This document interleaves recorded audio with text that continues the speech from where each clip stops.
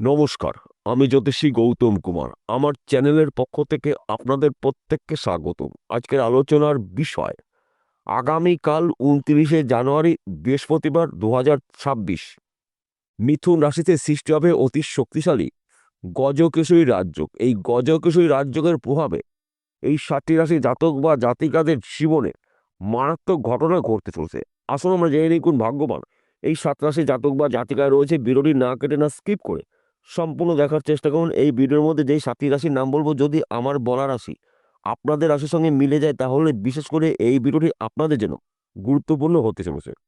তাহলে বন্ধুরা, আসুন এই নাগারে মূল পর্বে যাওয়া যাক। কিন্তু ভিডিওটি শুরু করার আগে আমরা প্রথমে একটু গজকেশরী রাজযোগের বিষয় জেনে নিই, তাহলে আমাদের বুঝতে সুবিধা হবে এবং সহজ হবে।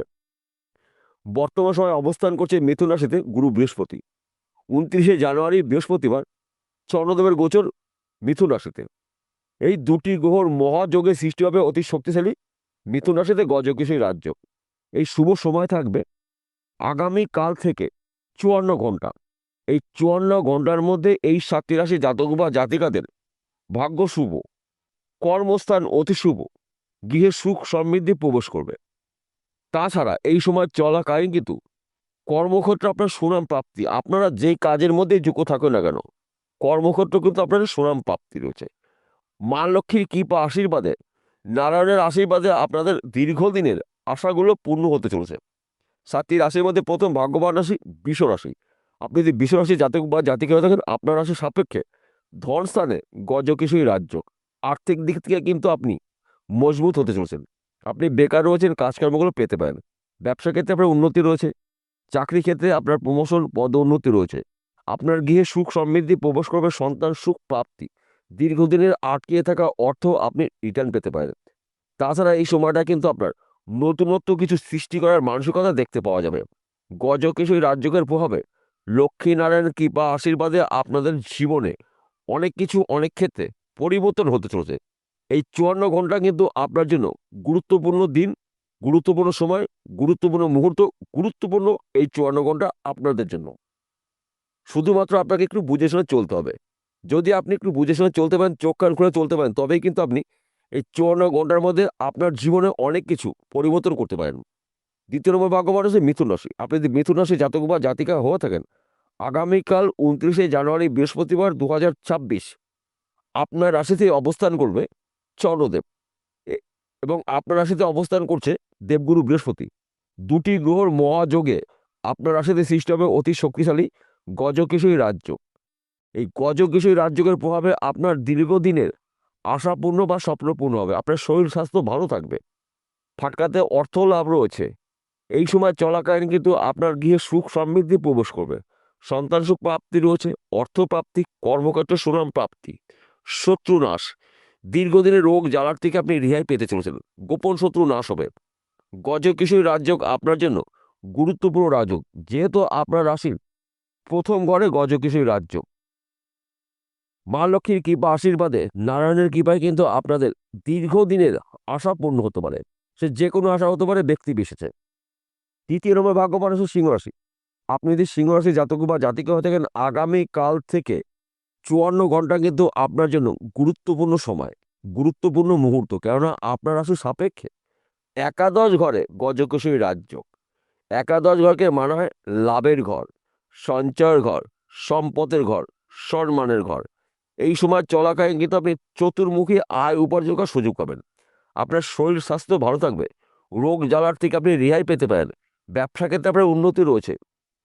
এমনকি ওই ব্যবসা চলাকালীন আপনি অধিক লাভজনক ব্যবসা শুরু করতে পারেন। বন্ধুর দ্বারাই কিন্তু আপনার উপকার হতে চলেছে। তাছাড়া এই সময়টা কিন্তু আপনার ফাটকাতে অর্থ লাভ, এক ঘর বা দুঘর লটারি টিকিট কাটতে পারেন। গজকেশরী রাজযোগের প্রভাবে আপনারা প্রভাবশালী হতে পারেন। আপনার রাশির একাদশ ঘরে গজকেশরী রাজযোগ। মা লক্ষ্মীর কৃপা আশীর্বাদে এই সময় কিন্তু আপনাদের ধনে জনে সম্পদশালী হতে চলেছেন। শুধুমাত্র আপনার রাগকে নিয়ন্ত্রণ করতে হবে, জেদকে কন্ট্রোল করতে হবে, এবং আপনি যদি যানবাহন চালান, একটু গাড়ি সাবধানে চালাবেন, রাস্তা দেখে পার হবেন।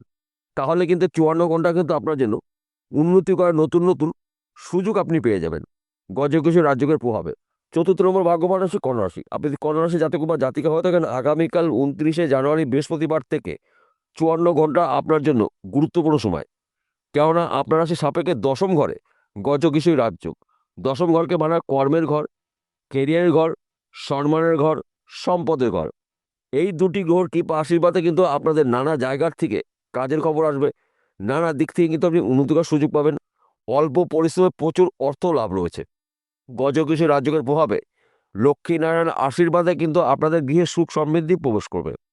সন্তান সুখ প্রাপ্তি, অর্থপ্রাপ্তি, ফাটকাতে অর্থ লাভ রয়েছে। দীর্ঘদিনের আইনি সমস্যা থেকে আপনি মুক্ত হতে চলেছেন।